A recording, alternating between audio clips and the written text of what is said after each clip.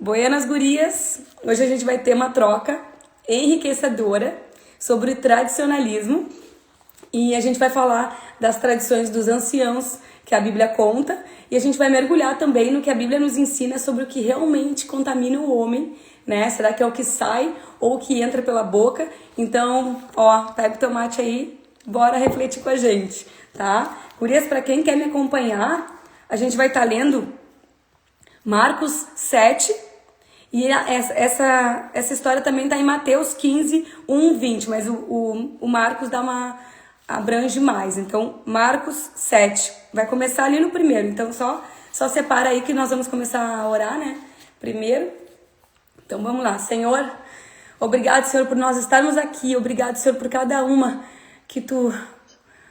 vida que tu juntaste aqui hoje, que tu uniste em um mesmo propósito, que é o de te conhecer. Senhor, nós estamos aqui para conhecer o teu reino.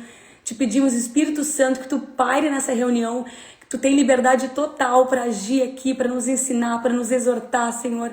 Nós queremos mais de ti, Jesus.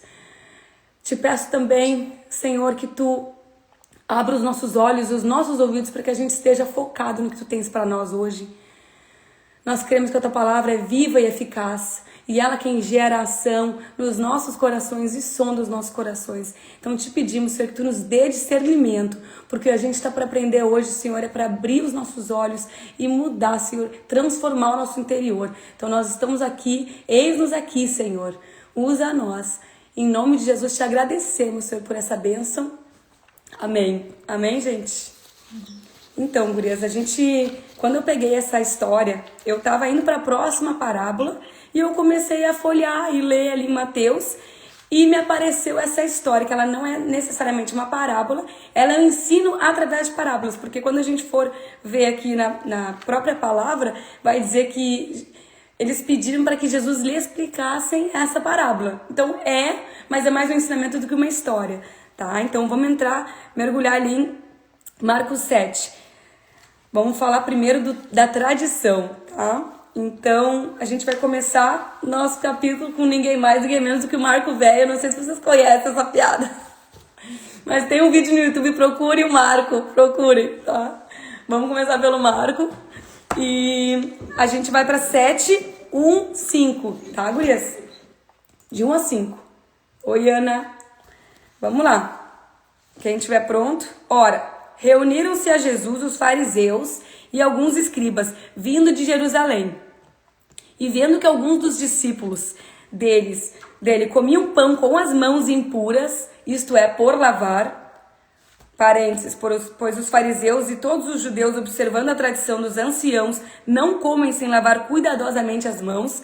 Quando voltam da praça, não comem sem se aspergirem, e há muitas outras coisas que recebem para observar, como lavagem de copos, jarros e vasos de metal e camas. Interpelaram-no os fariseus e os escribas: por que não andam os teus discípulos de conformidade com a tradição dos anciãos, mas comem com as mãos por lavar? Até aí. Aqui, gente, acho que todo mundo aqui tem essa tradição desde pequeno, né? Pelo menos meu pai sempre disse, todo mundo tem que lavar a mão. 6 filhos tinham que ir lá lavar a mão. E até hoje ele tem essa regra com os meus filhos. Então, todo mundo obrigado a lavar a mão antes de comer. E por razões de higiene, que bom, né? Que é assim. Então, até aqui nada de muito absurdo, né? É uma tradição judaica até os dias de hoje, né? Mas eles tinham que lavar tudo, lavar prato, purificar todas as coisas. Inclusive, muitas dessas práticas, como a lavagem da mão nas refeições, elas não tinham só um significado religioso. Elas também tinham um papel na higiene e na saúde, principalmente antigamente. Então, uma coisa também que é da tradição judaica, que eu admiro muito, eu adoro esse tema, é o conceito do Shalom Bayit. Não vou te dizer certo como é que se pronuncia, mas significa paz, né? Shalom do lar. E no judaísmo, a fé, eu acho isso muito lindo, porque tudo que a gente fala no hebraico, bíblico, não é somente uma palavra. Quando a gente vai ver a tradução dela original, sempre é uma palavra em conjunto com outra que ela vai te trazer algo prático. Então, é alguma coisa que vai se manifestar no no nosso agir diário. Então a fé aqui, ela é tanto quanto tu crê como tu agir pela fé. E os judeus, eles não apenas creem, mas eles vivem a fé deles através de ações concretas. Então eles têm muito tradicionalismo na fé deles. Era uma coisa que fazia com que as gerações passassem umas para as outras e para fixar essa fé também, para dar ênfase, né? E algum tempo atrás eu aprendi sobre esse Shalom Bayit, que é o conceito do lar com nada quebrado, nada faltando e nada fora do lugar. E eu achei fantástico. Para quem me conhece o meu marido, sabe que nós já nascemos com um toquezinho de limpeza, de organização, né? Então ele vê assim as coisas na parede, mancha de parede, coisa quebrada e já quer consertar. E eu gosto de coisas no lugar. Apesar de ter 2 filhos, aos poucos a gente vai se liberando dessa pressão, né? Deixar uma cama desarrumada de vez em quando, essas coisas. Não dá pra também ficar ficcionado nisso. Mas pode ser sim uma coisa ótima, né? Esse conceito, mas também pode ser perigoso, né? Muitas vezes a gente pode estar dando valor muito mais às coisas do que às pessoas que estão ali dentro da casa. E, então, sim, eu deixo as camas arrumadas, os brinquedos às vezes ficam jogados, eu só fecho a porta, mas de vez em quando, tá, gente? Não é safe. Mas foi um processo longo para eu conseguir aceitar, assim, desapegar da arrumação. E esse conceito do Shalom Bayit, ele é muito mais... Oi, Vi, tudo bom? Olha ali a Rô. Ele é muito mais ele é mais que um lar organizado, tá? A palavra Shalom, ela carrega uma ideia de totalidade. Então, quando tu fala Shalom, tá ligado ao que é inteiro, restaurado ao seu original. Então, é aquela paz original. Imagina tu um bebezinho com aquela paz que tu consegue dormir qualquer minuto. É o original. Então, tu quebra uma coisa, tu vai trazer ele ao original, como se fosse novo. Não é dar uma remendada, claro, né? Tem as vezes que tu vai ter que só dar uma remendada e tá tudo certo. Mas ele tá profundamente ligado à ideia de que a casa, ela tem que refletir essa paz divina. E é um espaço onde as palavras edificam. Olha que lindo. Onde os conflitos, né, eles são um reflexo dessa paz. E desde a organização até como a gente se comunica na casa. E tudo contribui para um propósito. Casa arrumada, casa limpa, já dá outra vibe para casa, né? Todo mundo concorda. E a gente se pergunta, é bíblico? Essas tradições não são explicitamente, né, mencionadas na palavra, mas a gente pode ver isso refletido no caráter de Deus, né? Ali em 1 Coríntios 14:40, deixa eu ler rapidinho, fala do nada fora no lugar, que é tudo, porém, seja feito com decência e ordem. Eu falo isso para os meus filhos direto. Deus é um Deus de ordem, tá? E ali em Deuteronômios 23:14 vai falar assim: porém o Senhor teu Deus anda no meio do teu acampamento para te livrar e para entregar-te os teus inimigos. Portanto, o teu acampamento será santo, para que ele não veja em ti coisa indecente e se aparte de ti. Aqui ele está instruindo o povo no procedimento da limpeza do acampamento, até no defecar. Eles tinham que ter um lugar específico, fazer um buraco. Tá explicado isso na Bíblia, para vocês terem uma ideia. E ali em Eclesiastes 3:1-3 vem o do nada quebrado, que fala assim: tudo tem o seu tempo determinado, e há tempo para todo o propósito debaixo do céu. Tempo de derribar e tempo de edificar. Então, o reconstruir, o restaurar faz parte do caráter de Deus. E o nada faltando, a gente vê ali em Salmos 23. Senhor, meu pastor, nada me faltará. E não é aquele conceito que muitas pessoas pensam, que tudo que tu quiser, Deus vai te dar. É aquele conceito que quando tu tem Deus, quando tu coloca em primeiro lugar, nada vai te faltar, porque tu vai estar suficiente ali em Jesus. E no Brasil, gente, tem muitas práticas, muitas tradições que às vezes são até consideradas bizarras. A Mônica deve saber com o marido que é americano, né, Mônica? Eles acham muito estranho, né? Por exemplo, o brasileiro tomar de 2 a 3 banhos por dia, levar a bolsinha com a escova de dente, a pasta no banheiro do trabalho. As pessoas acham horrível. Acho até falta de educação, muitas vezes. Oi, Mônica, desmuta aí que não...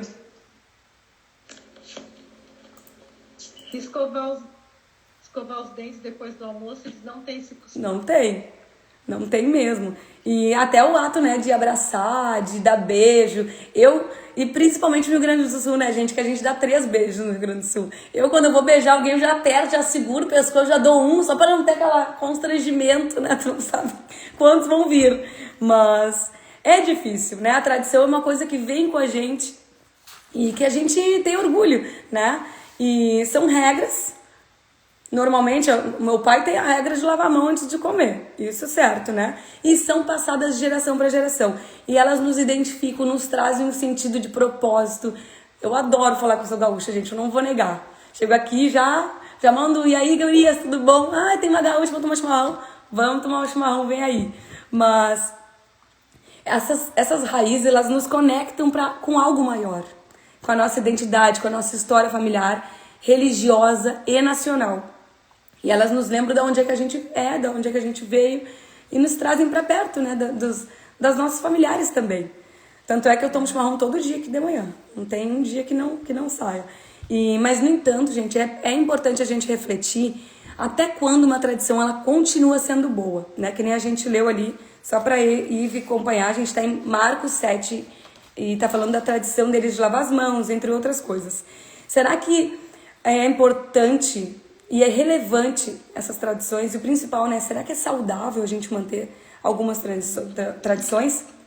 Então é importante a gente saber discernir o que está agregando valor na vida da gente e se está nos levando para algo maior, para um desenvolvimento, né, nosso também. E se pelo contrário, será que aquilo ali está nos afastando de algo maior? Será que está nos levando para longe do nosso Pai? Então esse é o questionamento que a gente tem que fazer relacionado às nossas tradições. Então a gente vai passar para o próximo. A gente estava em Marcos 7, de 1 a 5, agora a gente vai para o 6 a 13, tá? Vou voltar aqui. Lucas 7, peraí, eu que tô... Aqui. Não, desculpa, né, Lucas? É Marcos. No Brasil mesmo. Fala, Mônica. No Brasil mesmo, a gente tem, cada estado tem a sua cultura, o seu costume, Claro. dentro do próprio país, né? Tem coisas que eu falo aqui que tem gente que não entende. Estrupiado, umas coisas assim, sabe? Umas gírias gaudéria. O nosso dialeto. É. Então vamos lá. Marcos 7, 6 a 13. Então ali a gente viu, né, que os fariseus, acompanhando Jesus, vieram perguntar por que os discípulos não lavavam a mão, e Jesus respondeu: bem profetizou Isaías a respeito de vós, hipócritas, como está escrito: este povo honra-me com os lábios, mas o seu coração está longe de mim. Em vão me adoram, ensinando doutrinas que são preceitos de homens, negligenciando o mandamento de Deus. Guardais a tradição dos homens. E disse-lhes ainda, jeitosamente, olha aqui o jeitinho brasileiro, tá, gente? Eles lhes disseram jeitosamente: rejeitais o preceito de Deus para guardardes a vossa própria tradição. Pois Moisés disse: honra o teu pai e a tua mãe. Quem maldisser o seu pai ou a sua mãe seja punido de morte. Isso está lá em Deuteronômio Levítico. Vós, porém, dizeis: se um homem disser ao seu pai e à sua mãe, aquilo que podereis aproveitar de mim é corbã, isto é, oferta para o Senhor. Já vou explicar. Então o dispensais de fazer qualquer coisa em favor do seu pai ou da sua mãe, invalidando a palavra de Deus pela vossa própria tradição, que vós mesmos transmitistes, e fazeis muitas outras coisas semelhantes. Até aqui. Então Jesus está confrontando aqui os religiosos, porque em nome da tradição eles estavam distorcendo o verdadeiro propósito da lei de Deus. E o que eles falavam parecia honra para os homens, mas, né, exteriormente eles eram justos, mas interiormente eles estavam longe de Deus. E eles estavam apegados às suas tradições. Então veja bem, Jesus ele não está condenando a tradição. Bem, quero deixar isso bem claro. Mas ele estava sim fazendo eles terem discernimento que eles estariam negligenciando e invalidando a palavra de Deus. Ele deu o exemplo ali do corbã, que na época de Jesus era um voto ou um compromisso que uma pessoa declarava que determinado bem ou recurso seria consagrado ao templo ou ao serviço religioso. E isso ia fazer com que eles... Era um pretexto para que eles não tivessem responsabilidade com seus pais. Então eles tinham lá um dinheirinho guardado, uma casa, né? E eles não poderiam estar dando para os pais, dando suporte financeiro para os seus pais, honrando os seus pais, por quê? porque eles tinham o dinheiro separado para o serviço religioso. Então, isso seria negligenciar, entre outras coisas que Jesus falou. E como é que a gente pode não negligenciar a palavra ou invalidar também através das nossas tradições? Então, a gente vai para 3 pontos, tá? Quem quiser anotar aí, mas eu vou mandar o estudo, tá? Tem tudo anotadinho com todas as palavras. Não vou ter tempo de falar tudo que eu anotei, mas a gente tem que ter bastante embasamento nesse estudo, porque realmente o tradicionalismo, ele tá dentro de nós. E é algo que só o Espírito Santo para trabalhar nisso, né, gente? Então, o primeiro que a gente vai ver aqui é priorizar o amor e a misericórdia. Jesus, ele ensinou que o maior mandamento é amar a Deus e ao próximo. Então, antes da gente manter uma tradição, a gente tem que avaliar se isso está refletindo o amor de Deus. Qualquer prática que endureça o nosso coração e gere julgamento ou nos afaste dos outros deve ser repensada. O amor, ele tem que vir antes do ritual. Ali em Marcos 12:30 fala assim: amarás, pois, o Senhor teu Deus de todo o teu coração, de toda a tua alma, de todo o teu entendimento e de toda a tua força. O segundo é: amarás o teu próximo como a ti mesmo. Não há outro mandamento maior do que estes. Conforme a gente falou nos outros estudos, né? Um resume ali os 5 primeiros dos 10 mandamentos, que é amarás teu Deus, e os outros 5 refletem no amarás o teu próximo, porque quem ama não rouba, não cobiça, não mata. Segundo ponto aqui para a gente ter discernimento, né, na comparação entre o tradicionalismo e a palavra, é buscar entendimento e propósito. Então, muitas tradições que a gente tem, elas são passadas de geração para geração, sem questionamento. A gente tem que refletir o porquê que a gente tem aquela prática. Será que ela nos aproxima de Deus? Será que ela é só só um costume vazio? Jesus, ele repreendeu os fariseus porque eles seguiam as regras sem entender o propósito delas. E a tradição, ela tem que ser um meio de nos fortalecer da fé e não um fardo. Prestem bem atenção. Se é um fardo, se é algo que está te tirando ali do preço que Jesus pagou por ti da cruz, tu tem que rever. Coloca lá em qualquer ferramenta. O ChatGPT é ótimo. Coloca: será que isso aqui é bíblico? Só bota. Será que eu estou fazendo é bíblico? Vai te dizer. E ali em Oséias 6:6 fala assim: pela misericórdia quero... Eu coloquei a tradução da linguagem atual junto, porque é bem difícil essa parte aqui. Eu vou ler primeiro a original, depois eu vou ler com a tradução, tá? Pela misericórdia quero e não sacrifício, e o conhecimento de Deus mais do que holocaustos, tá? O que quer dizer aqui? Eu quero que vocês me amem e não que vocês me ofereçam sacrifícios. Eu prefiro que o meu povo me obedeça em vez de me trazer ofertas queimadas, né? Quando a gente está em jejum, a gente está ali para nos santificarmos, a gente está querendo nos aproximar de Deus, mas aí tu vai xingar o marido, os filhos, vai brigar, vai entrar em contenda com alguém, vai mentir, já quebrou teu jejum. Isso é um exemplo bem claro. Então Deus, ele quer que a gente tenha obediência antes da gente ter o sacrifício, antes da gente ter ali uma oferta, tá? E o ser guiado, e o próximo item dos 3 é ser guiado pela palavra e não por homens. Isso é muito, muito perigoso, gurias. A Bíblia inteira fala que o nosso coração é enganoso. Ai daquele que confia no homem. E aqui está dizendo que a palavra de Deus, ela tem que ser a nossa principal referência. Se a tradição está contradizendo algo que a Bíblia fala e nos impede de praticar a justiça, que nem o amor, a misericórdia, a gente tem que ter coragem para deixar para trás. E a obediência, ela tem que vir sempre em primeiro lugar. A gente vê isso lá em Colossenses 2:8, que fala: cuidado que ninguém vos venha enredar com sua filosofia e vãs sutilezas, conforme a tradição dos homens e conforme os rudimentos do mundo e não segundo a Cristo. Então aqui está dizendo que a gente tem que ir contra tudo aquilo que uma filosofia ou uma sutileza, uma ideia que não é conforme Cristo, conforme a palavra. E a gente vai para o próximo agora. Eu estou indo agilizando um pouquinho, porque normalmente os estudos que eu faço tem 6 páginas, gurias, e esse aqui tem 11, tá? Então, assim, se a gente se estender, nós vamos longe. Só que, assim, eu coloquei muito embasamento bíblico nesse estudo, justamente porque eu quero que vocês tenham um discernimento totalidade da Bíblia. Não é algo que eu extraí de um texto. A gente não está lendo só Marcos, a gente está lendo de Gênesis a Apocalipse. Então, vocês vão ter tudo ali. Eu não vou entrar em tudo, mas, assim, ó, falo para vocês, entrem, deem uma olhada ali, tem todos os links para vocês acessarem o aplicativo da Bíblia com a palavra mesmo. E veem quaisquer que sejam as versões que vocês têm. Então vamos falar agora, gente, dos alimentos impuros. Tema polêmico também, né? Mas a gente não tá aqui para entrar em discussão, a gente tá aqui para discutir o que Deus tem para nós. A nossa opinião aqui é a mera opinião, tá, gente? Vou falar bem claramente. Vamos lá para Marcos, continuando 7,14 agora. Convocando ele, então tá, vamos só fazer um recap. A gente viu ali que os fariseus vieram com acusações e ele rebateu, falando que eles estavam sendo hipócritas, que eles estavam seguindo a tradição, não estavam seguindo os mandamentos de Deus. E agora, Jesus vai falar sobre a parábola, vai entrar aqui nesse assunto. Convocando ele de novo a multidão, disse-lhes: ouvi-me todos e entendei. Nada há fora do homem que entrando nele o possa contaminar, mas o que sai do homem é o que contamina. Se alguém tem ouvidos para ouvir, ouça.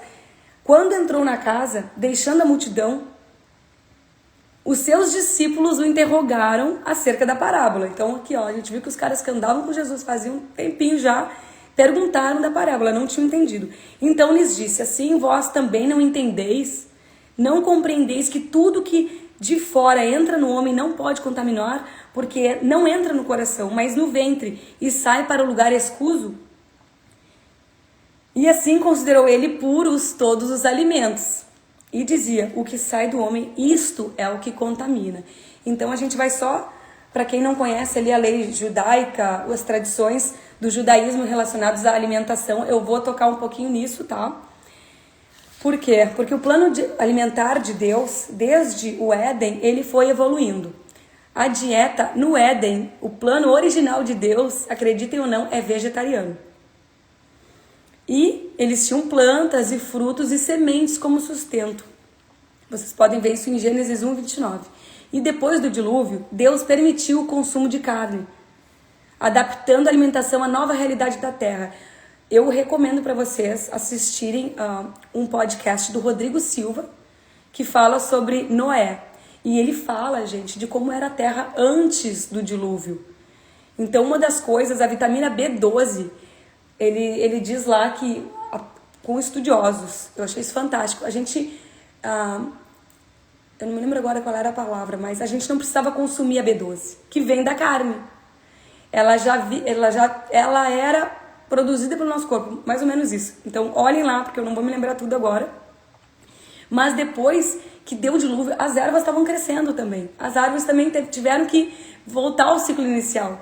Eles tinham algum mantimento na arca, mas eles foram autorizados a comer carne. Isso está em Gênesis 9:3. E eles adaptaram essa nova alimentação. Tudo mudou, a atmosfera da terra mudou depois do dilúvio. E com Moisés surgiram as leis dietéticas que separavam animais impuros e puros. Isso está em Levítico 11:3. Eu vou falar mais ou menos por cima depois. Mas ele orientava o povo de Israel que eles tinham que ter essa separação pela sua identidade e pela sua santidade. E isso naquela época, gente, era essencial. Porque muitos dos animais que eram impuros aqui são uns dos animais que até hoje são os que mais facilmente vão te passar doenças. Um deles é o porco. Toda doença que o porco tem e passa para o ser humano é muito mais fácil do nosso corpo, o vírus ele se transformar e entrar no nosso organismo. Isso é comprovado pela ciência. E na nova aliança, quando Cristo morreu na cruz, que nem a gente viu semana passada, ele nos trouxe liberdade dessas restrições, simbolizando não somente as regras alimentares, essa troca dos alimentos puros e impuros, mas também ele simbolizava a inclusão dos gentios. Então, por isso que aqui, gente, eu vou só dar essa ênfase, os apóstolos, a maioria deles era judeu. Então, eles também tinham essas tradições e eles também acreditavam que era o povo de Israel, o único povo que Deus ia salvar. Só que aqui Deus está inserindo simbologicamente os gentios, que seriam romanos, gregos, todos aqueles que ouvissem a palavra de Deus. Eu que sou gentia, nós somos gentios, né? Ninguém, a não ser quem é descendente de judeu. Mas a dieta, a vegetariana, ela ainda é defendida e ela é praticada por algumas religiões, né? Judeus, Porque eles creem também que isso é o plano original de Deus e por muitas pessoas por causa da sustentabilidade, apesar de ter prós e cons, tá? Então, vão ter pessoas que vai dizer que o solo é melhor, ele né, vai te dar mais grãos em comparação com o tempo que vai se produzir a carne. Sim, mas também vai dizer que os grãos, quando tu tem que suplementar ali a carne, tu vai fazer o vegetal para suplementar a carne que tu não tá comendo, os grãos também vão ter uma rotação maior na terra. Então isso aí é política, né, gente? A gente não vai entrar nisso, mas cada um tem o seu posicionamento, é isso que eu quero dizer. Tanto religioso quanto político. E tá tudo bem. Não vamos ter um certo e errado. Até Jesus voltar e nos falar tudo, né, gente? A gente vai saber. E Deus, ele se importa, o principal da mensagem aqui, gente, é que Deus, ele se importa com a qualidade do nosso coração e não com a qualidade do que a gente está comendo. Então aqui a gente vai ver alguns versículos para embasar as afirmações acima, né? Vou só falar ali do partido de Noé, porque é bíblico.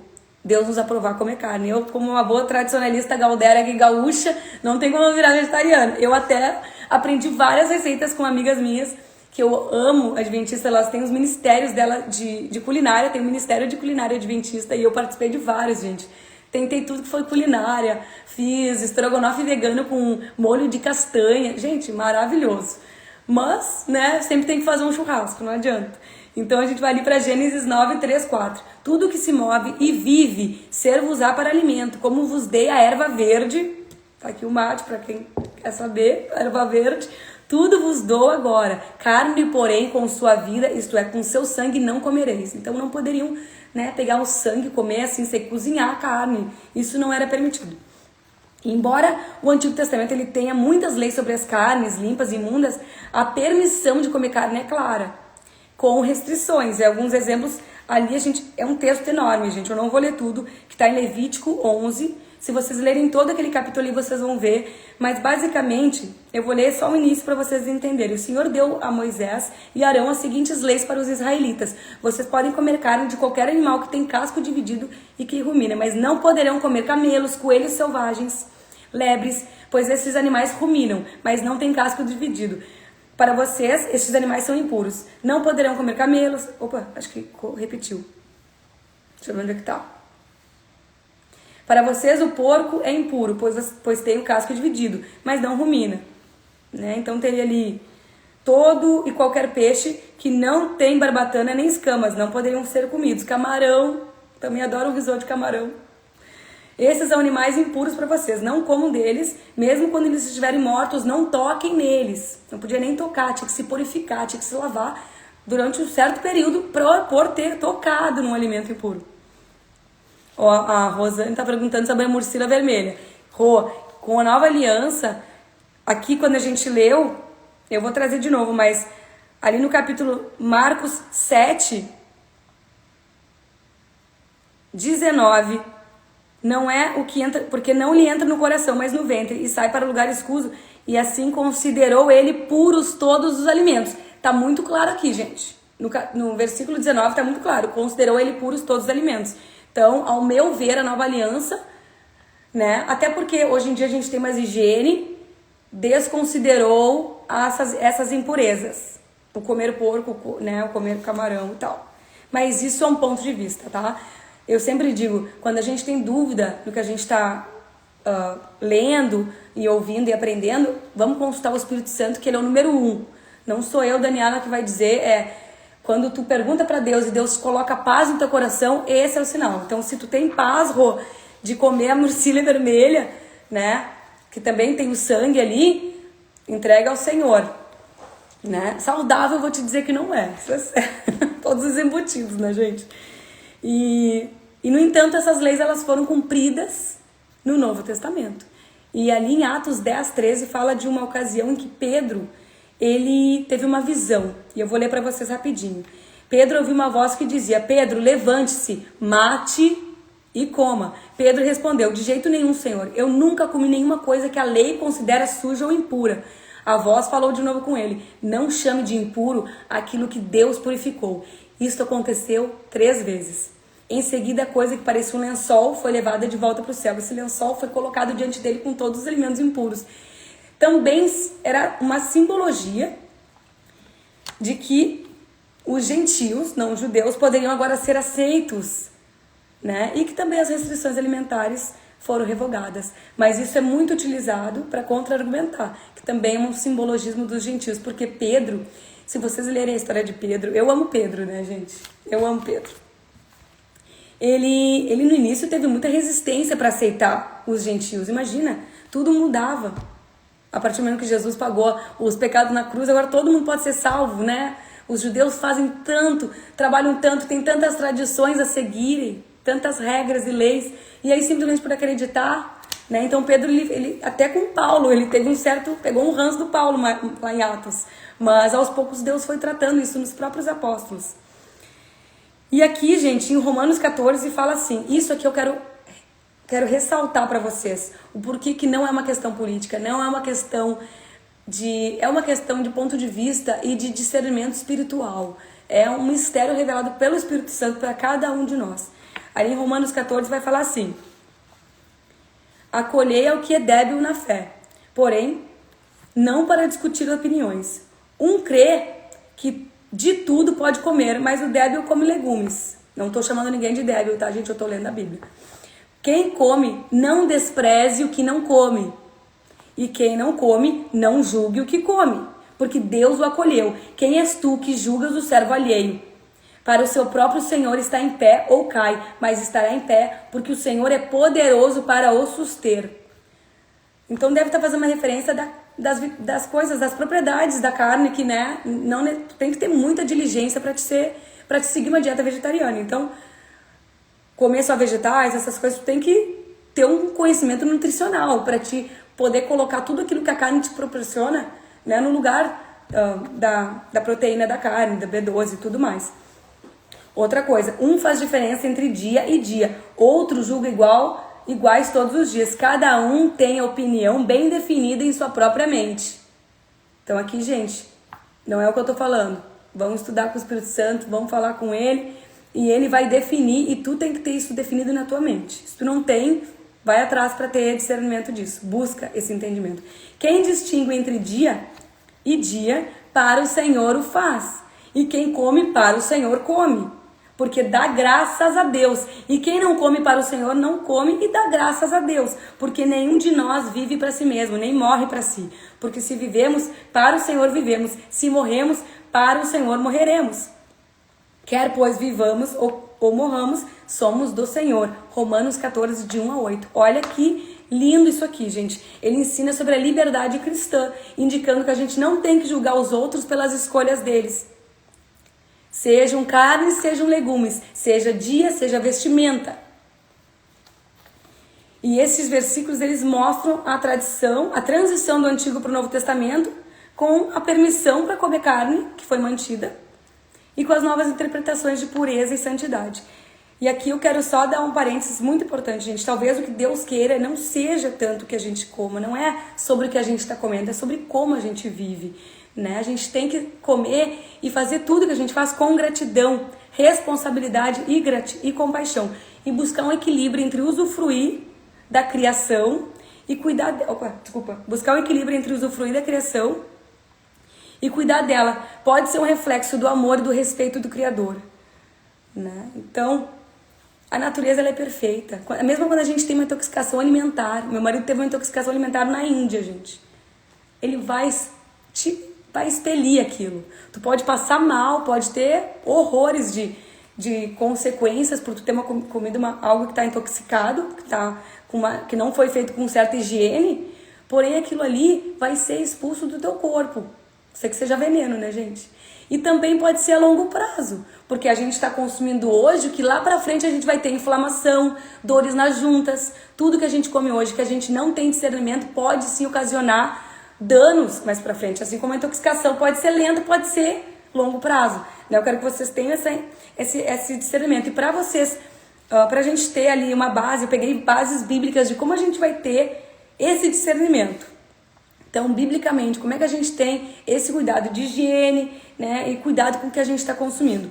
3 pontinhos, rapidinhos. Primeiro, moderação e autocontrole.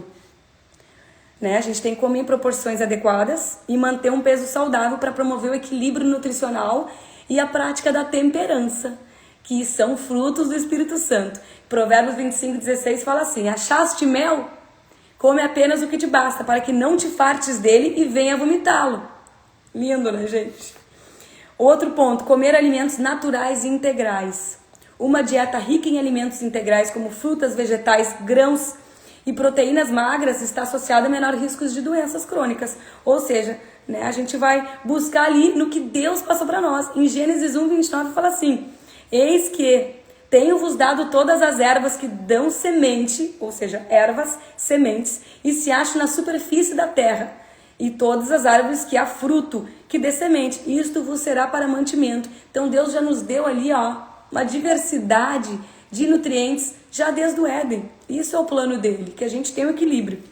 O próximo seria gratidão e consciência ao comer. Como é importante, gente. Por muitos anos a gente não tinha essa tradição de orar antes de comer na mesa, né? A gente muitas vezes negligencia, começa a comer, ai gente, esquecemos de orar. O Tom sempre lembra aqui em casa. E é uma coisa que eu comecei aqui, eu não fazia. Então a gente tem que comer com atenção plena. E aqui nos Estados Unidos a gente chama de mindful eating. Isso é muito pregado ali para quem está fazendo introdução alimentar das crianças. Hoje em dia o conhecimento está em alta disso. Porque a gente saber o que a gente está comendo, a gente ter gratidão pelo que a gente está comendo.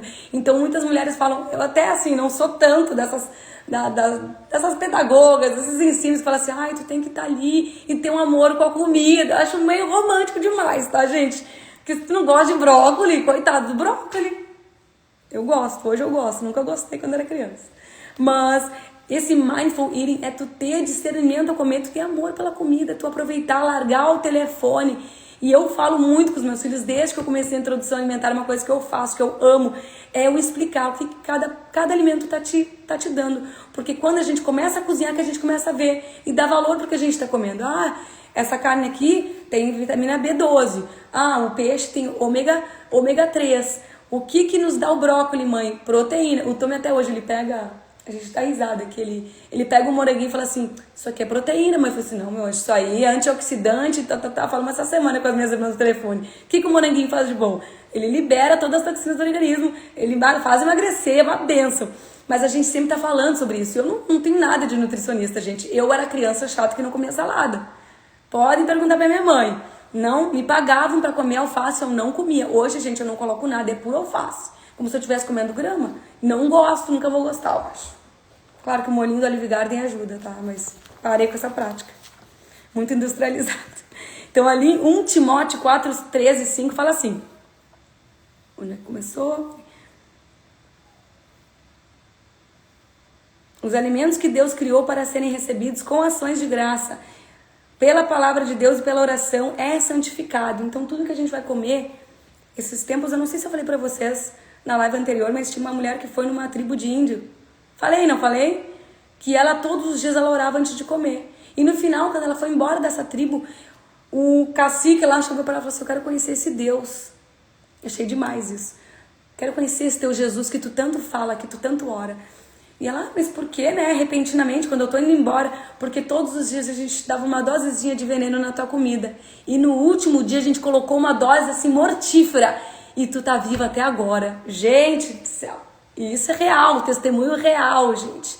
Então, assim, quando a gente vai comer, eu sempre falo com as crianças, às vezes eu coloco uns franguinhos que já estão pré-pronto. Hoje mesmo comi. E eu falo assim, Senhor, tira qualquer coisa envenenada aqui, qualquer hormônio que vai desestabilizar meu organismo, pode repreender em nome de Jesus. Então a gente também tem que ter isso. Mas custa orar, gente. Quando eu fui fazer a vacina do Covid, eu orei. Senhor, tu falaste que nenhuma praga, nenhum veneno ia entrar no meu organismo. Eu tô declarando isso em nome de Jesus. Eu não aceito veneno, não aceito coisa ruim em nome de Jesus. Vamos pro próximo, que hoje o tempo tá curto, tá, gurias? O tempo tá curto, mas estamos indo ligeirinho. Fonte da impureza, tá? Que é o nosso coração. Marcos 7:17-23. Vamos lá. Quando entrou em casa, deixando a multidão, os seus discípulos o interrogaram acerca da parábola. Então lhes disse, assim vós também não entendeis? É isso, né? Não, 17:23. Não compreendeis que tudo que fora... Mas eu já li isso aqui, eu vou passar um pouquinho, tá? E dizia, o que sai do homem, isto é o que contamina. Porque dentro do coração dos homens é que procedem os maus desígnios, a prostituição, os furtos, os homicídios, os adultérios, a avareza, as malícias, o dolo, a lascívia, a inveja, a blasfêmia, a soberba, a loucura. Ora, todos estes males vêm de dentro e contaminam o homem. Gente, a gente tá lendo isso aqui achando que não, Deus me livre, não tem isso aí dentro de mim. Mas lembrem de quando vocês eram crianças. Peguei uma pregação de um pastor falando que ele levava todos os dias para a professora dele uma florzinha. Só que a florzinha não era do jardim dele. Quando nós somos crianças, a gente não tem filtro, a gente não tem discernimento do que é certo e errado. A gente vai lá e a gente pega o brinquedo da criança. Né? A gente pode até furtar o brinquedo de um brinquedo que é de alguém. Olha como isso já está dentro de nós. Se não tem a nossa mãe nos educando, dizendo assim, não, o Davi esses tempos chegou com... Eles têm um treasure box, que é uma caixa de tesouros. Só um minutinho, acho que eu estava colocando muito. Tem uma caixa de tesouros que eles ganham quando eles têm bom comportamento. Esses dias ele veio com dois presentinhos, 2 brindes do treasure box. Eu falei, ué, como é que tu ganhou 2, Davi? Não é normal, né? Ai, mãe... Não, ganhei 2, tinha um lá, né? Eu, já falou com aquela voz, assim, pode devolver que isso aí não é teu, você não vai pegar. Então, isso já faz parte do ser humano. Nós já nascemos em pecado por causa de Adão e Eva. Então, a gente já tem isso aí, o pecado original, né? Eu vou entrar ponto a ponto porque eu acho importante. Porque muitas vezes fala aqui de adultério, de prostituição, e a gente acha que é uma coisa, é só o extremo, mas não é. Então, vamos olhar rapidinho, um item por item, tá?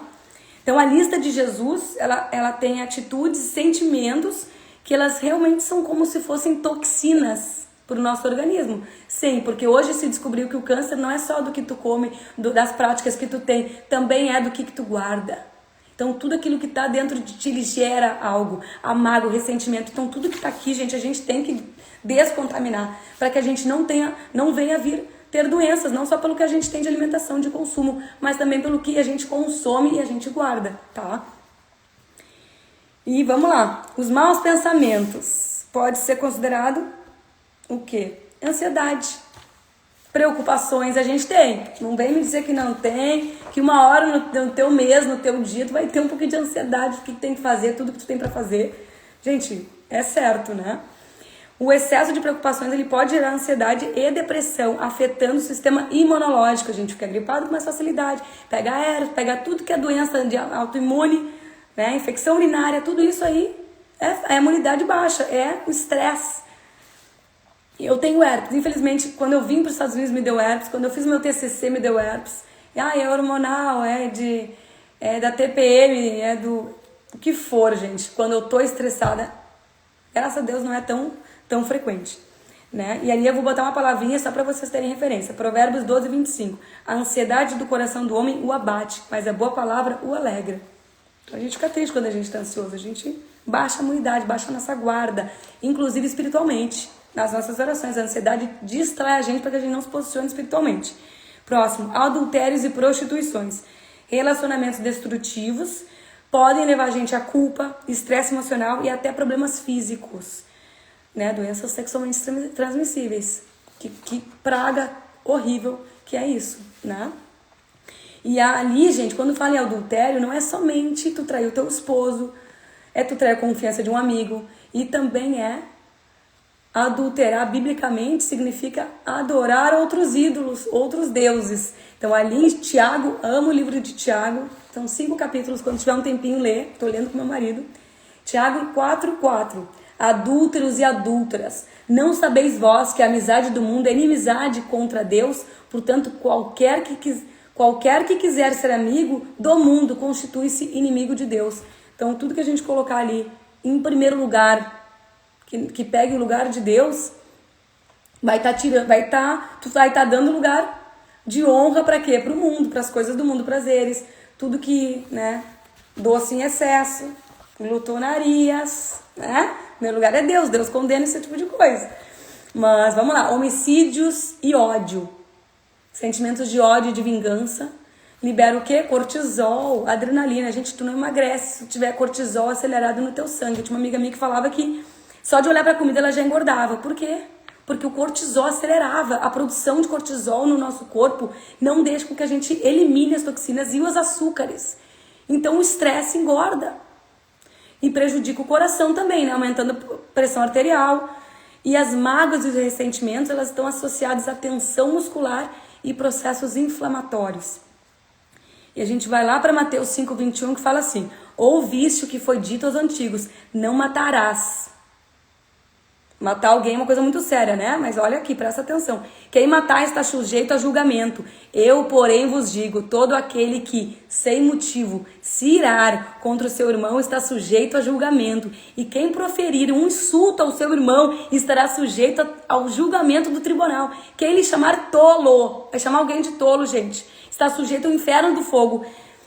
Deixa perante o altar a tua oferta. Vai primeiro te reconciliar com o teu irmão. E voltando, faz a tua oferta. Gente, não dá nem para dar o dízimo, oferta na igreja, se tu tem alguém com coisa contra ti. Se tu tem que liberar perdão na vida de alguém. Então o perdão é algo que é princípio bíblico, gente. E não é porque tu é boazinha que tu vai ficar perdoando. Não, é porque tu não quer pagar. Se tu não perdoar o teu próximo, tu não vai ser perdoado. Né? Tu tá sendo tu mesma tola. Vai chamar alguém de tolo. Pessoa... Quantas vezes a gente não fala? Por favor, gente, vamos ter discernimento, porque matar alguém não é só assassinar alguém. Matar alguém é tirar essa pessoa da tua vida. É dizer assim, eu não preciso mais dela. Mesmo que Deus tenha algum agir ali, transformação dentro de ti, transformação na pessoa, né? Deus não coloca as pessoas em vão na nossa vida. Então vamos para o primeiro. Furtos e avareza. O apego extremo ao dinheiro pode causar ansiedade e insônia e um estado constante de insatisfação.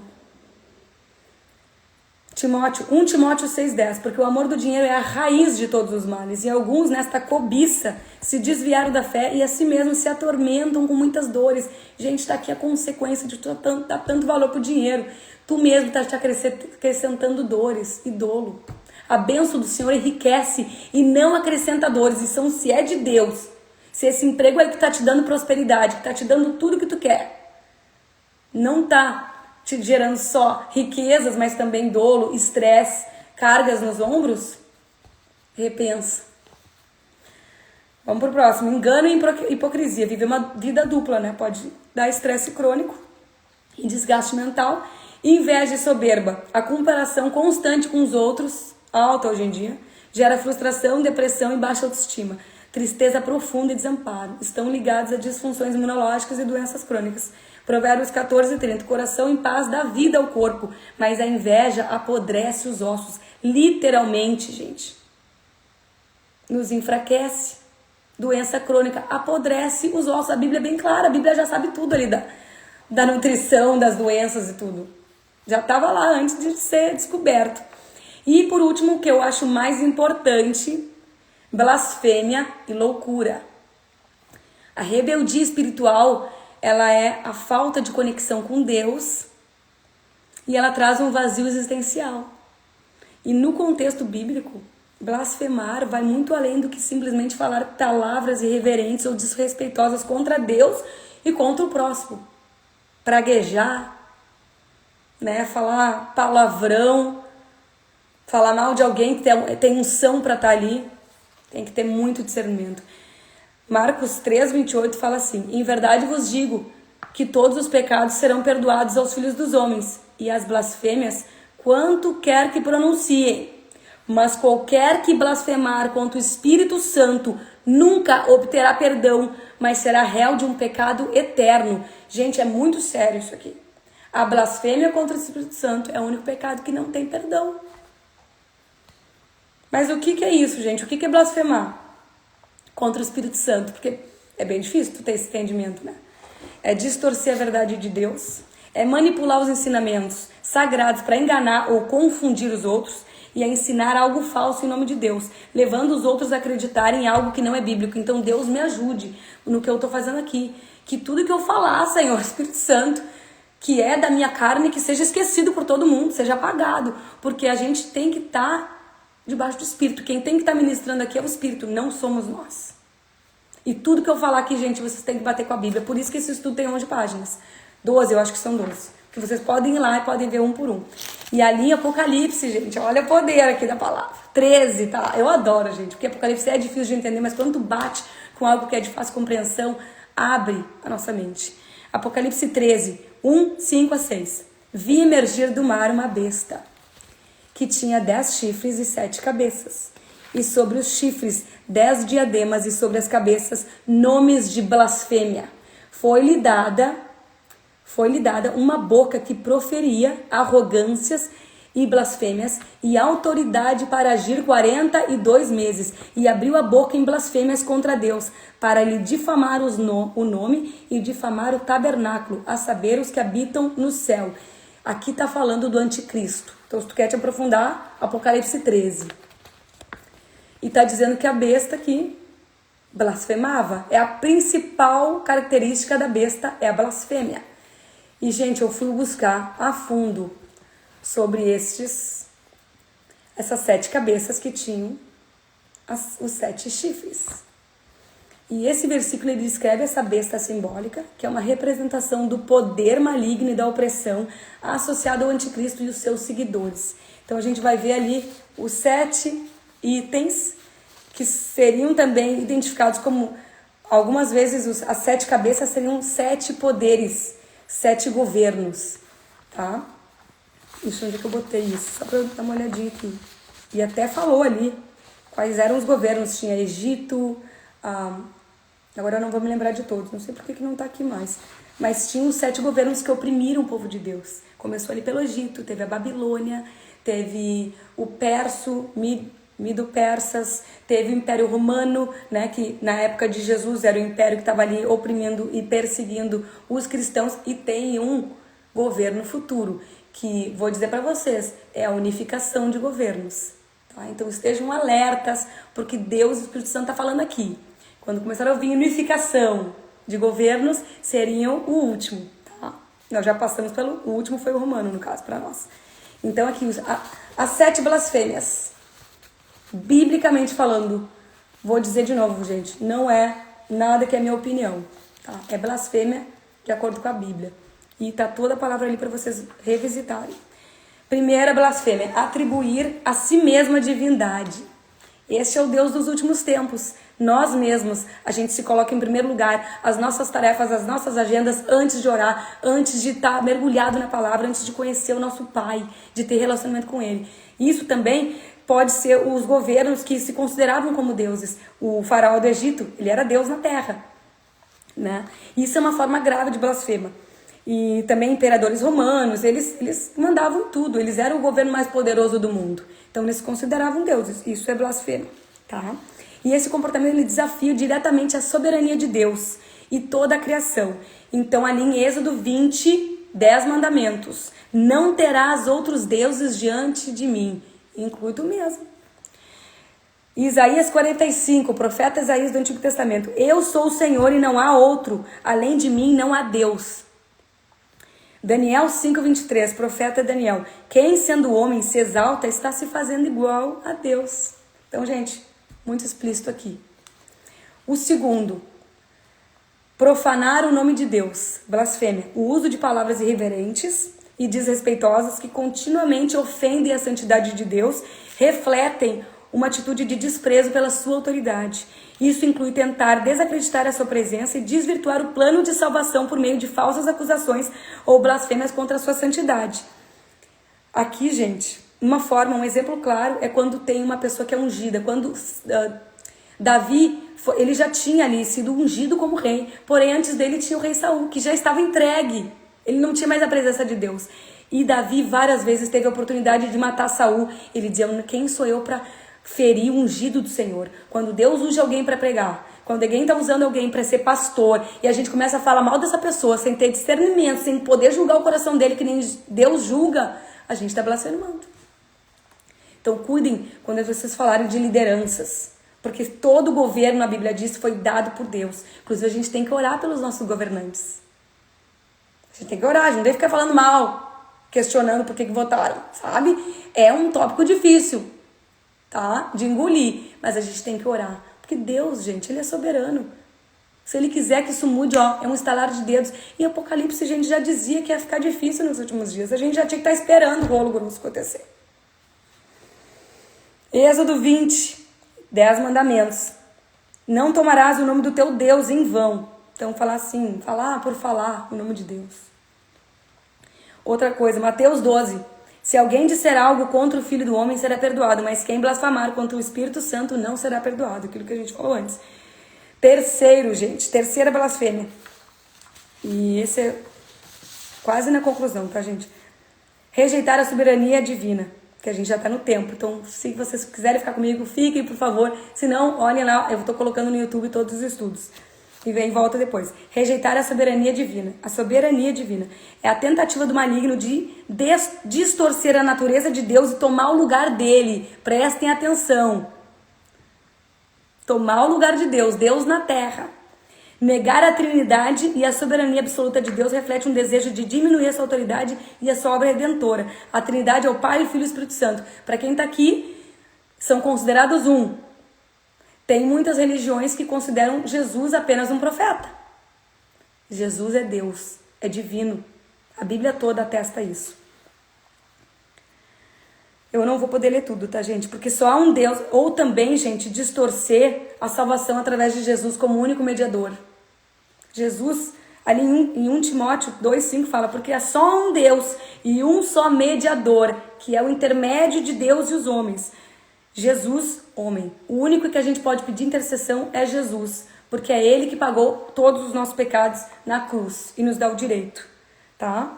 Rapidinho. Vamos lá para a próxima. Quarto, idolatria. Exigir adoração a ídolos ou adorar a criação ao invés do Criador é uma violação do mandamento de Deus. Êxodo 20, novamente. Não farás para ti imagem de escultura, nem semelhança do que há nos céus, na terra e debaixo da terra. Não as adorarás, nem lhes prestará culto, porque eu sou o Senhor teu Deus, zeloso. Filhinhos, guardai-vos dos ídolos. 1 João 5,20 também. Quinto, proclamação de falsas doutrinas. Promover mentiras ou heresias. Aqui, gente, é mais do que tu blasfemar na fala. Aqui tá falando de tu distorcer o evangelho. De tu pregar uma coisa que não é real. Que não é bíblico, tá? Colossenses 2,8. Mas ainda que nós, ou mesmo aqui, desculpa, cuidado que ninguém vos venha enredar com a sua filosofia e vã sutileza, conforme a tradição dos homens, conforme os rudimentos do mundo e não segundo a Cristo. E outra fala, mas ainda que nós, ou mesmo um anjo do céu vos anunciasse outro evangelho, além do que já vimos e temos anunciado, seja anátema. Se um anjo vier te falar outra coisa que não está na Bíblia, repreende o nome de Jesus, que não é um anjo de Deus, é um anjo de Satanás. Pode falar, Mônica. Proclamação de falsas o quê? Doutrinas. Doutrina. Obrigada. Doutrina de homem, tá, Mônica? É parte da religião que não é bíblica. Que é, por exemplo, o livro... um livro escrito por um homem. Né? Allan Kardec é um livro feito a partir das bases bíblicas. Eles creem em Jesus. O Espiritismo crê em vários fundamentos cristãos, mas foi feito um livro, uma doutrina. Então, tu tem que cuidar para que essa doutrina se baseie na Bíblia. 6. Opção por sistemas corruptos e imorais. Gente, isso aqui é muito real. E tem muita gente que tem medo de falar, tá? Não sou essa pessoa. Pedi oração para Deus, vai me proteger, mas eu tô aqui para falar real. Implementar sistema de governo ou crenças que promovem a corrupção, violência e imoralidade são formas de rejeição dos princípios divinos. Aborto, legalismo e toda filosofia que é contrária à palavra. Êxodo 20, 10 testamentos, 10 mandamentos. Não matarás. Eu te conheço desde o ventre da tua mãe. Fui maravilhosamente feito no ventre da minha mãe. Gente, não matarás. Não posso julgar quem fez, né? Que nem falou lá em cima. Não posso julgar. Gente, a pessoa foi estuprada, a pessoa foi abusada. E aí nasceu uma criança. Tudo, a gente tem que ter essa certeza de que tá tudo nas mãos de Deus. E tudo vai ser para a glória dele. Mas depende de nós. Isaías 10:1. Ai dos que fazem leis injustas e dos escrivãos que escrevem o que é opressor. Então tudo aquilo que vai de contra, gente, com tudo aquilo que é abominação bíblica de Deus. Como é que tu vai apoiar uma lei dessas? É difícil, gente, é difícil, mas o evangelho não veio aqui para ser fácil. Mas também quero dizer que Deus, ele não vai considerar o que a gente teve na nossa ignorância. Então a gente não pode julgar de jeito nenhum o nosso próximo, que continua com práticas que nós conhecemos como ruins, porque o Espírito Santo te revelou. O Espírito Santo falou ao meu coração que eu não podia mais estar, o quê? Tendo relações fora do casamento. Mas até lá, a Bíblia diz que Deus não tem condenação na ignorância. E ali, quando a gente conhece a verdade nos liberta. E foi ali que eu me dei conta e pedi para Deus, me ajuda, Senhor. Porque eu quero estar em santidade, quero poder falar do teu amor, colocar o nome de Jesus na minha testa. Mas se eu estou fazendo isso, eu estou pecando. E ali Deus me deu discernimento. Não foi ninguém que me falou. Foi o Espírito Santo que me convenceu. Que eu chorava no culto e dizia, Senhor, eu não tenho como falar isso. Mas tu pode fazer tudo. E Deus fez. Deus fez. A honra e glória dele. E o último ali, apostasia. Que é rejeitar completamente os ensinos de Cristo. É o ápice da blasfêmia, gente. Isso é visto como negação e rebelião contra Deus. Ali, 1 Timóteo 4:1 fala, no entanto, o Espírito afirma claramente que nos últimos tempos alguns apostatarão da fé, dando ouvidos a espíritos enganadores e doutrinas de demônios. Se tu tem uma doutrina hoje que tu tá seguindo, não é uma doutrina de Deus, é de demônios. Tem as tradições e tem doutrinas de demônios, a gente tem que ter discernimento, tá? Aquele que crer e for batizado será salvo, mas aquele que não crer será batizado. Olha a importância do nome de Jesus. Crer e ser batizado no nome de Jesus. E não necessariamente está falando do batismo submerso. Está falando do batismo quando tu acredita em Jesus, tu crê nele e tu vai ser batizado pelo Espírito Santo. Porque ele vai começar a viver em ti. Então isso é o batismo do Espírito Santo. É a primeira vez que tu ouve aquilo e tu não tem como voltar atrás. Se tu voltar atrás, tem várias consequências aí que tu pode ler lá também no Novo Testamento. Mas que não seja assim em nome de Jesus, que a gente esteja aqui para aprender com o coração aberto porque Deus tem para nós. E concluindo, gente, honram com os lábios, porém o seu coração está longe. A santidade não é aparência, é a transformação do coração. Jesus aqui nessa parábola, gente, ele está desafiando que a ideia da pureza venha de ritos ou tradições externas. Ele ensina que a verdadeira santidade, ela nasce de um coração limpo, renovado e principalmente liberto pela fé, pela verdade. João 8,31. Disse, pois, Jesus aos judeus que haviam crido nele, se vós permanecerdes na minha palavra, sois verdadeiramente os meus discípulos, e conhecereis a verdade, e a verdade vos libertará. E para fechar com chave de ouro, ou melhor, chave do livro da vida. Lembra que a gente estudou lá no início do Isaías, que ele falou assim, bem profetizou Isaías a respeito de vós, hipócritas, que esse povo me honra com os lábios, mas seu coração está longe de mim. Eu vou levar vocês até Isaías agora para vocês verem o contexto. E eu vou ler Isaías 29, do 9 ao 13. Continuem sendo tolos. Fala, Jesus. Se quiserem, continuem cegos se preferirem, e sem terem tomado vinho ou cerveja, fiquem bêbados e andem por aí tontos, pois o Senhor, Deus, fez com que vocês caíssem num sono profundo. E ele cobriu as cabeças de vocês e fechou os seus olhos. As cabeças e os olhos são os profetas, que não veem as visões que Deus envia. Agora para vocês, todas as visões são como se fosse uma mensagem escrita num livro fechado e lacrado. Se levarem um livro para alguém que sabe ler, quem sabe ler são pessoas instruídas na palavra. E pedirem que ela leia a mensagem, a pessoa dirá, não posso, o livro está lacrado. E se pedirem a alguém que não sabe ler, a pessoa dirá, não sei ler, não entendo a Bíblia, não conheço a Deus. O Senhor diz, este povo ora a mim com a boca e me louva com os lábios, mas o seu coração está longe de mim. A religião que eles praticam não passa de doutrinas e ensinamentos humanos que só sabem repetir de cor. Gente, isso é muito forte. 3 pontos disso. Cegueira espiritual. Deus permite, vocês viram ali, que Deus permitiu que vocês caíssem num sono profundo. Mas não é Deus que faz isso para que a gente não enxergue, tá, galera? Ele permite que a gente entre num estado de confusão e insensibilidade espiritual, como se nós estivéssemos embriagados E isso mostra que o afastamento de Deus gera falta de discernimento. A cegueira vem do afastamento de Deus. Quanto menos a gente tem acesso a Ele, ao relacionamento com Ele, mais afastados a gente vai estar e mais cegos nós vamos estar. Então, a partir do momento que a gente não tem mais essa cegueira, que o Espírito Santo nos fala, tudo pode mudar. Tudo muda no nosso interior. Segundo ponto dessa palavra. A palavra de Deus se torna inacessível.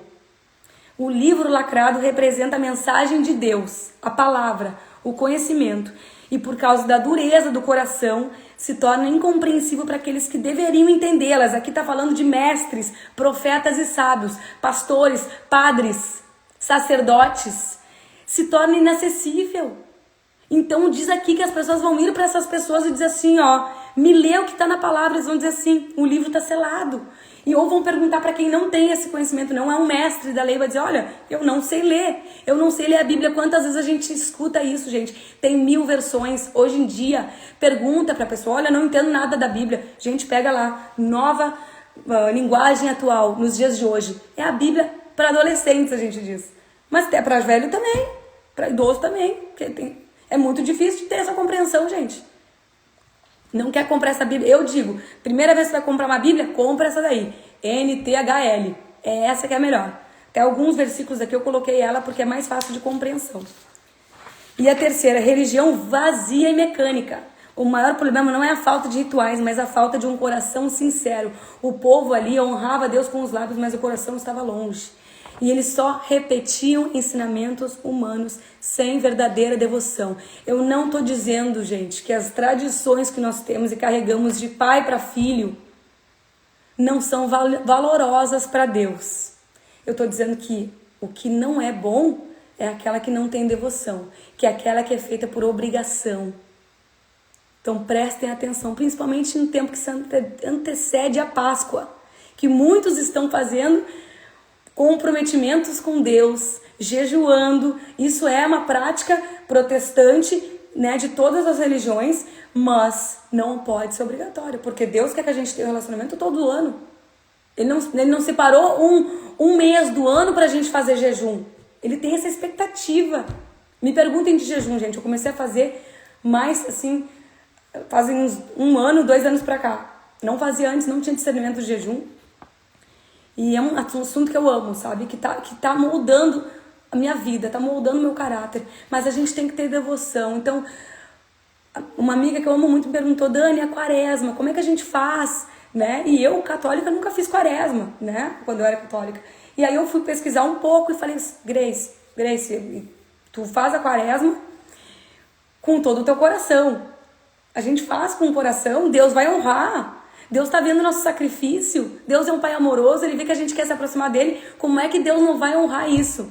Mas se for um fardo, se for uma obrigação, porque não é bíblico referente ao caráter de Deus. Deus jejuou antes de entrar ali no seu ministério. Jesus, no caso, tem um caráter de Deus? Tem. Porém, não é mandamento. Não está na Bíblia a prática, né? Então a gente tem que ter esse discernimento com todo o amor. Então, várias pessoas entraram nesse assunto essa semana. Eu falei, olha, é importante a gente falar? Porque tu tem que sondar o teu coração. Sem culpa. Sem nada de dolo, sem penitência, porque já foi pago na cruz. Então, se tu tem uma penitência a pagar, tu tem que pensar realmente se Jesus pagou o preço e foi o preço correto. E não precisa pagar mais nada.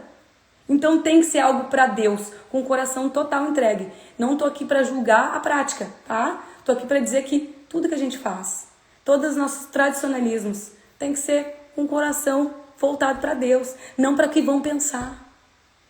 Não porque, todo mundo da minha família faz, vou fazer. Não. Faz porque tu ama Jesus. E por último, gente, eu vou pegar esse Isaías lá no Antigo Testamento, que era a profecia de Jesus, e eu vou bater agora com vocês em Apocalipse, porque é atual. Não é uma coisa da antiga aliança, é da nova. Apocalipse 5, 1-5. E olha que lindo, gente, porque a gente pensa isso tudo, a gente já fica desanimado, né, gente? Ninguém tem a chave, ninguém é digno, ninguém vai entender nada da Bíblia. E agora, como é que nós vamos revelar isso? Apocalipse 5 fala, eu vi na destra à direita do que estava sentado sobre o trono, um livro escrito por dentro e por fora, selado com 7 selos. Lembra do livro selado? João viu em visão. Eu vi um anjo forte, bradando com grande voz: quem é digno de abrir o livro e desatar os seus selos? E ninguém no céu, na terra, nem debaixo da terra podia abrir o livro, nem olhar para ele. E eu chorava muito porque ninguém fora achado digno de abrir o livro, nem de ler, nem de olhar para ele. E disseram-me um dos anciãos: não chores, eis que aqui está o leão da tribo de Judá, a raiz de Davi, que venceu para abrir o livro e desatar os seus 7 selos.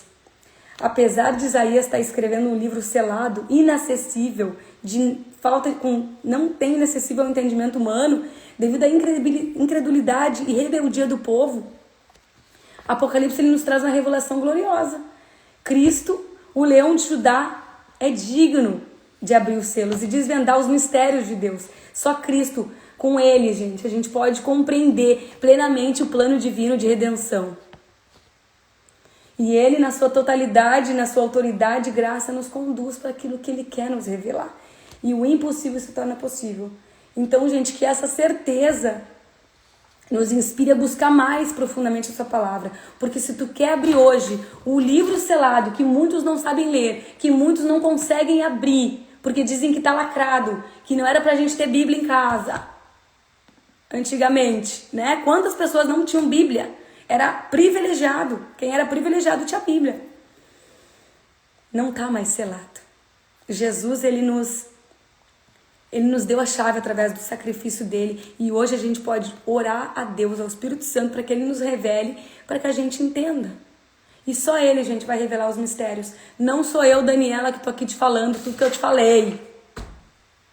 Muitos destes eu descobri no meu caminhar. Tem muita coisa, gente, que a gente não tem discernimento, que a gente segue por tradição. Eu segui. Então, queria fechar com uma oração. Como é que funciona isso aqui?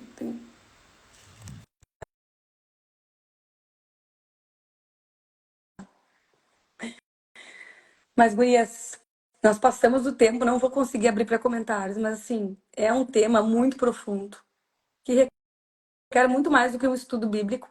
Tentei resumir o máximo que eu pude, mas eu espero que vocês tenham aprendido tanto quanto eu. E para dizer que o Espírito Santo, ele não te dá o espírito da covardia, ele dá o espírito de poder e ousadia. E eu tô aqui por esse espírito, ousadamente, para falar disso. E que as práticas que a gente faz hoje, que a gente questione. Tudo, gente. E que a gente comece a adotar práticas novas, que nem aquela parábola que a gente leu, dos tesouros novos sendo adicionados no nosso baú. E isso, gente, é precioso. Tudo isso que está aqui é precioso. E principalmente, gente, esse estudo te prepara para a vinda de Cristo.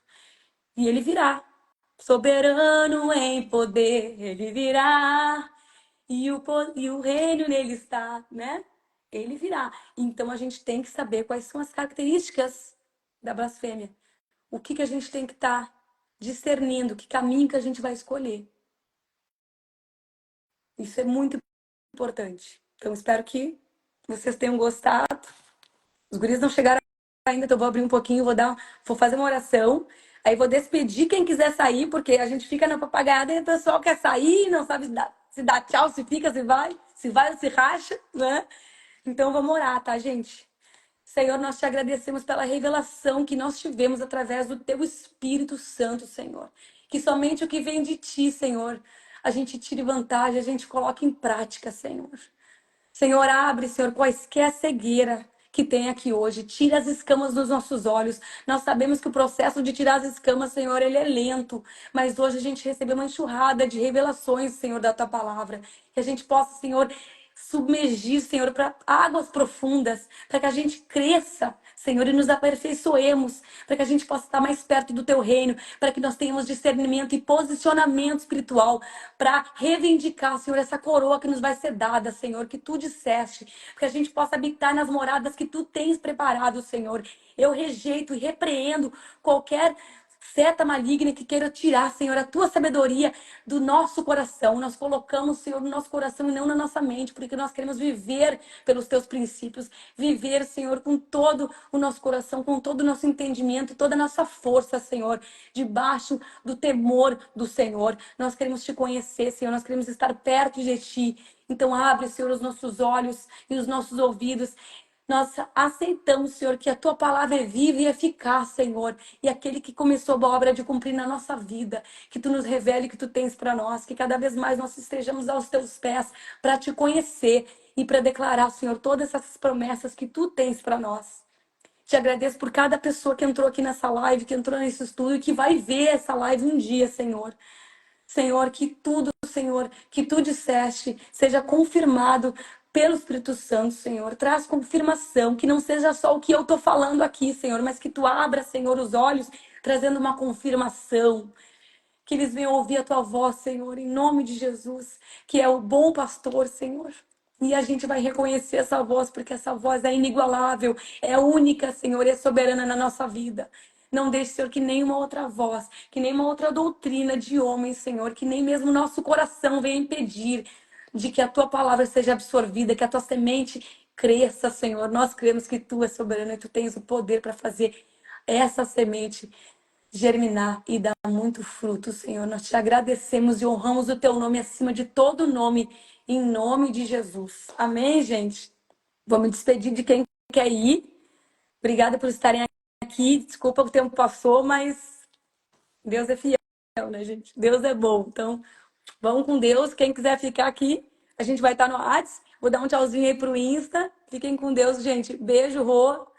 Beijo, Érica, todo mundo mãe, tá ali, ó, altas interações, tá?